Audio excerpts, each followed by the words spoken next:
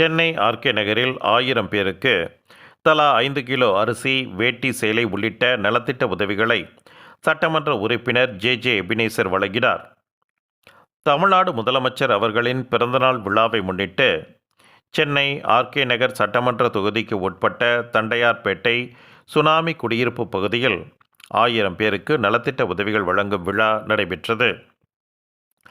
இந்த நிகழ்ச்சியில் சென்னை வடக்கு மாவட்ட இளைஞரணி அமைப்பாளரும் ஆர்கே நகர் சட்டமன்ற உறுப்பினருமான ஜே எபினேசர் ஏற்பாடு செய்து 1000 பேருக்கு தலா 5 கிலோ அரிசி,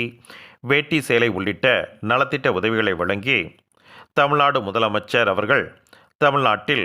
1.31 கோடி பெண்களுக்கு கலைஞர் உரிமை திட்டத்தின் மூலம் மாதந்தோறும் 1000 ரூபாய்,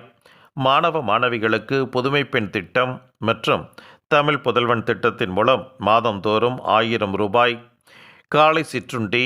மாற்றுத்திறனாளிகள், விளையாட்டு வீரர்கள், வீராங்கனைகள் ஊக்கத்தொகை, முதியோருக்கும் கணவனால் கைவிடப்பட்ட பெண்களுக்கும் மாதந்தோறும் 1200 ரூபாய், விடியல் பயணம்,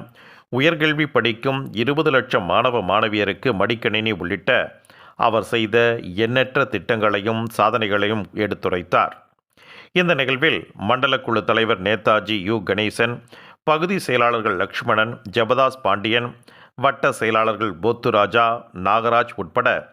மாவட்ட, பகுதி, வட்டக்கழக நிர்வாகிகள் மற்றும் இளைஞர் அணியைச் சேர்ந்த நிர்வாகிகள் கலந்து கொண்டனர்.